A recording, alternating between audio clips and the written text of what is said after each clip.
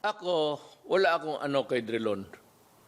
Pero I distinctly recall that Drilon said something,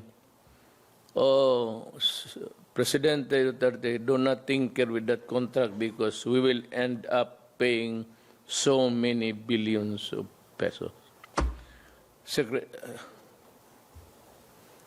Senator Drilon, are you one of those who crafted the contract? I'm asking you. Ako, I'm ready to go down.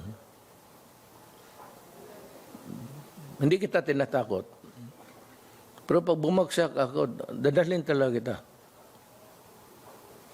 I will. I'm not takot-takot. I'm not challenging you. You just tell the people the truth. You read the contract aloud and see if it is good for the people. But do not fuck with me. Takutin mo ako billions of pesos. If I go down, you go down. I am ready anytime. I'm ready to be destroyed anytime.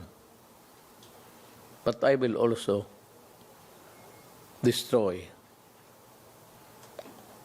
because you destroyed my country.